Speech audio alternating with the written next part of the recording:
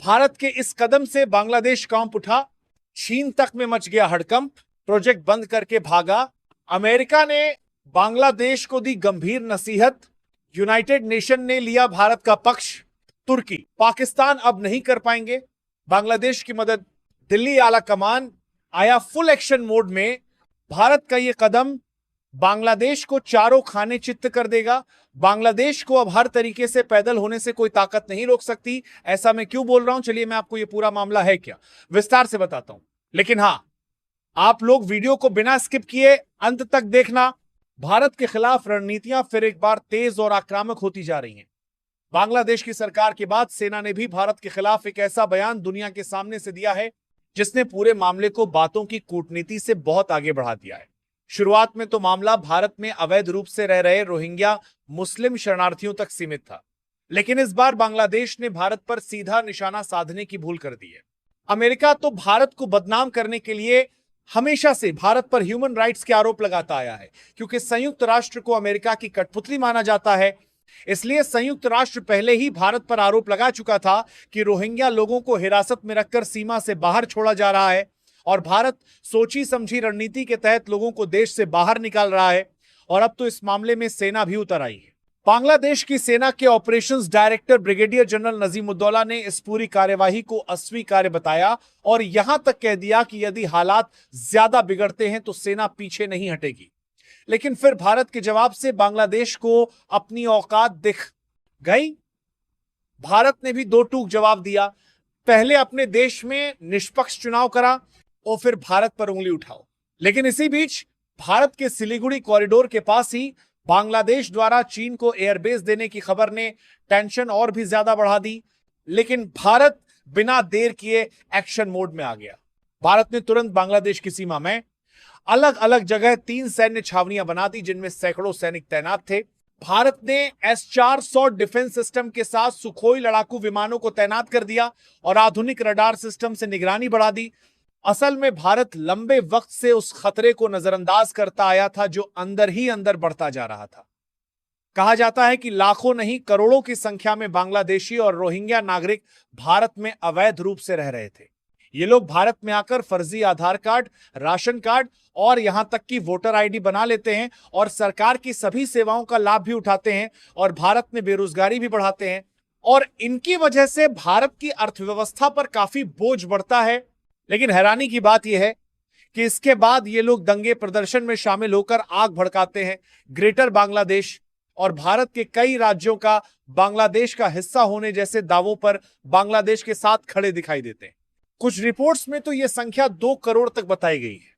जब भारत ने इन्हें पहचान कर बाहर निकालना शुरू किया तभी बवाल शुरू हो गया। लेकिन कमेंट में आप ही बताओ, क्या भारत का यह कदम गलत है? बांग्लादेश इस मामले को यूनाइटेड नेशन में ले जाकर इस कार्यवाही को रुकवाना चाहता है, लेकिन भारत ने साफ बोल दिया है कि अवैध प्रवासी से हमारी सुरक्षा को खतरा है और इससे हमारी डेमोग्राफी और अर्थव्यवस्था पर बुरा असर पड़ रहा है और ये लोग आए दिन संदिग्ध गतिविधियों में पकड़े जाते हैं। इसीलिए हमें यह स्वीकार नहीं, आपको जो एक्शन लेना है लो, जहां जाना है जाओ। लेकिन भारत के रणनीतिकारों का यह मानना है कि इन सभी प्रकार के मामलों में किसी बाहरी ताकतों का साथ बांग्लादेश को मिल रहा है और इसका पता लगाना बेहद जरूरी है। संयुक्त राष्ट्र पहले ही इस पूरे मामले की पड़ताल कर रहा है। क्या भारत वाकई में इन अवैध प्रवासियों को देश से बाहर निकाल रहा है? मामला अब और भी गंभीर होता दिखाई दे रहा है। लेकिन यह विवाद ऐसे वक्त पर भड़का है जब बांग्लादेश खुद में ही भारी राजनीतिक उथल पुथल से गुजर रहा है। बांग्लादेश एक अंतरिम सरकार बनी हुई है जिसकी कमान मोहम्मद यूनुस के हाथ में है। सेना और सरकार के बीच पहले से ही खींचतान जारी है।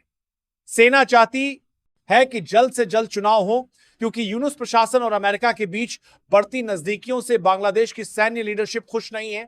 कहीं ना कहीं सेना को यह पता है अमेरिका ये सब बांग्लादेश के पास आइलैंड में अपने सैन्य बेस बनाने को लेकर कर रहा है और जब से इसी बाहरी ताकत की वजह से जब शेख हसीना का तख्ता पलट हुआ तब से बांग्लादेश के हालात खराब होते जा रहे हैं। इसी बीच अमेरिका ने म्यांमार से आए रोहिंग्या शरणार्थियों के लिए मानवीय कॉरिडोर खोलने का सुझाव दिया, जिससे बांग्लादेशी सेना भड़क उठी। सेना प्रमुख तक ने कहा कि उन्हें सरकार के कई बड़े फैसलों की जानकारी तक नहीं दी जाती। मोहम्मद यूनुस सरकार ने अब भारत पर यह आरोप लगाया है कि इसके पीछे भारत की साजिश है। भारत ने भी साफ साफ जवाब दिया, अपनी नाकामियों का ठीकरा हम पर फोड़ने की आवश्यकता नहीं। गंभीर हालातों को नजर में रखते हुए भारत ने अपनी पूर्वी सीमाओं पर अलर्ट मोड बढ़ा दिया है। खासकर सिलीगुड़ी कॉरिडोर यानी चिकन नेक इलाके में सुरक्षा पहले से कहीं ज्यादा कड़ी कर दी गई है। अतिरिक्त सेना के जवान तैनात कर दिए हैं। इसी वजह से भारत ने वहां सुखोई जेट्स और S-400 डिफेंस सिस्टम का तैनाती शुरू कर दी है। ड्रोन सर्विलांस और बॉर्डर सिक्योरिटी फोर्स को भी कई गुना सख्त कर दिया गया है, ताकि भारत में ना कोई परिंदा अवैध तरीके से घुस पाए, बल्कि सारी नापाक साजिशों को तुरंत नाकाम कर दिया जा सके। दूसरी तरफ बांग्लादेश की यूनुस सरकार चीन पाकिस्तान की तरफ झुकती दिखाई दे रही है। रिपोर्ट्स ये भी निकल कर आ रही है कि बांग्लादेश की सरकार चीन के J-17 फाइटर जेट्स खरीदने की योजना बना रही है, ताकि भारत की सीमा पर उन्हें तैनात करके दबाव बनाया जा सके। इसी बीच पाकिस्तान, तुर्की, बांग्लादेश के बीच बैठकों का दौर जारी है। इसके साथ ही पाकिस्तानी खुफिया एजेंसी ISC का एक प्रतिनिधिमंडल ढाका पहुंचा और एक बाद एक पाकिस्तान के मंत्रिमंडल ढाका में कई मीटिंग कर चुके हैं। बताया जा रहा है कि वहां सुरक्षा सहयोग के नाम पर गुप्त बैठकें हुई। भारत के लिए चिंता की बात यही है कि कहीं बांग्लादेश पाकिस्तान की राह पर चलकर आतंकवाद को हथियार ना बना ले, क्योंकि ऐसा होने पर भारत के सामने एक और खतरनाक मोर्चा खुल जाएगा। लेकिन भारत साफ कर चुका है कि देश की संप्रभुता, अखंडता की सुरक्षा के लिए हम प्रतिबद्ध हैं। इसका उल्लंघन करने पर बख्शा नहीं जाएगा। हम बचाव करने की रणनीति पर नहीं, बल्कि जवाब देने की रणनीति पर आगे बढ़ेंगे। इसीलिए आगे जो भी हालात और भी ज्यादा गंभीर होंगे तो उसके जिम्मेदार आप खुद होंगे। बांग्लादेश के हालात दिन प्रतिदिन खराब होते जा रहे हैं, क्योंकि यूनुस की नीतियों ने बांग्लादेश को गहरे संकट में डाल धकेल दिया है, जिससे वहां की जनता भी काफी अव्यवस्था का सामना कर रही है। लेकिन भारत अब बांग्लादेश पर एक के बाद एक एक्शन लेने के फुल मूड में है, ताकि हालातों को ज्यादा बिगड़ने से पहले ही रोका जा सके। भारत की कार्यवाही के चलते टेक्सटाइल इंडस्ट्री ठप है, विदेशी मुद्रा भंडार तेजी से घट रहा है और बांग्लादेशी मुद्रा लगातार तेजी से गिर रही है। जिस देश को कभी दक्षिण एशिया की सबसे तेजी से बढ़ती अर्थव्यवस्था कहा जाता था, जो शेख हसीना की सरकार के टाइम पर रिकॉर्ड बनाती थी, तब देश में शांति थी, बॉर्डर शांत थे। लेकिन वहीं बांग्लादेश आज कर्ज और अविश्वास के दलदल में फंस चुका है। अब जब हालात हाथ से निकल रहे हैं, बांग्लादेश की यूनुस सरकार भारत पर आरोप लगाकर अपनी नाकामियों से ध्यान हटाना चाहती है।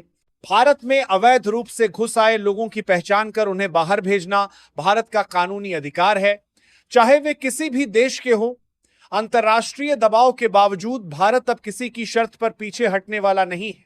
भारत ने स्पष्ट किया है, अगर किसी देश या संस्था को इन अवैध घुसपैठियों की इतनी ही चिंता है तो वह उन्हें अपने वहां शरण दे सकता है। भारत के कई बड़े दंगों में इन घुसपैठियों की भूमिका सामने आ चुकी है, लेकिन अब समय आ गया है कानूनी प्रक्रिया के तहत इन्हें देश से बाहर भेजने का। NRC को फिर से लागू करने की दिशा में केंद्र सरकार कदम बढ़ा रही है। एक विशेष टास्क फोर्स गठित की जा चुकी है, जो देश भर में अवैध घुसपैठियों का सर्वे करेगी और इन्हें चिन्हित कर देश से बाहर का रास्ता दिखाएगी। हालांकि बांग्लादेश सरकार भारत पर दबाव बना रही है, लेकिन भारत ने स्पष्ट कर दिया घुसपैठियों को जाना ही होगा। बाइडेन सरकार की बात कुछ और थी। फिलहाल अमेरिका नहीं चाहता कि भारत बांग्लादेश रिश्ते टूटे, क्योंकि इसका सीधा फायदा चीन को होगा। इसी वजह से अमेरिका चुपचाप बातचीत की सलाह दे रहा है। लेकिन ढाका की अंतरिम सरकार खुद अस्थिर है और सेना और चीन का दबाव उस पर बढ़ता जा रहा है, इसलिए पर्दे के पीछे की बातचीत असरदार दिखाई नहीं दे रही। भारत अब केवल कूटनीति पर निर्भर रहने की नीति छोड़ चुका है। रॉ, NIA और मिलिट्री इंटेलिजेंस का बीच तालमेल बढ़ाया जा चुका है, ताकि किसी भी आतंकी या जासूसी गतिविधि को शुरुआत में ही रोका जा सके। सिक्किम और भूटान की सीमाओं पर भी निगरानी और सुरक्षा पहले से ज्यादा बढ़ा दी गई है। साथ ही भूटान के साथ भारत कोऑर्डिनेशन में रहता है, क्योंकि चीन और पाकिस्तान डिजिटल व भौगोलिक दोनों मोर्चों पर सक्रिय हैं। बांग्लादेश के हर तरफ सिर्फ भारत ही भारत है, इसलिए भारत के साथ व्यापार करना छोड़ो। यदि इन्हें चीन पाकिस्तान से भी व्यापार करना है तो भारत की जमीन चाहिए ही चाहिए। यदि शेख हसीना के समय पर भारत में ये अपना सामान बेचकर मोटा पैसा कमाते थे, तभी बांग्लादेश इतनी तेजी से आगे ग्रोथ कर रहा था।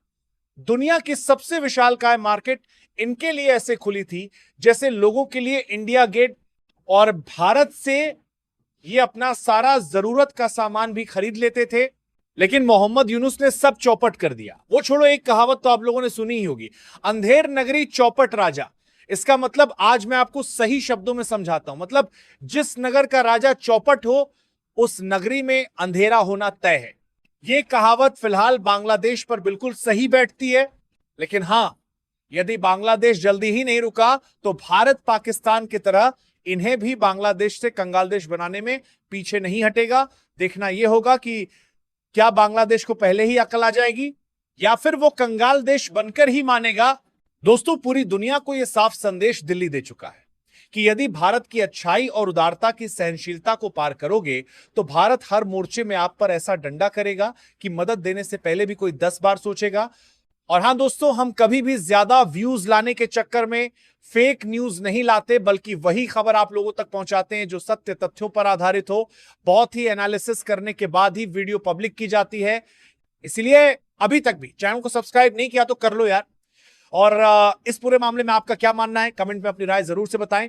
और वीडियो जरा सी भी पसंद आई हो तो एक लाइक और शेयर तो बनता है। तो मेरे प्यारे मित्रों, मिलते हैं अगली वीडियो में। तब तक के लिए जय हिंद, जय भारत।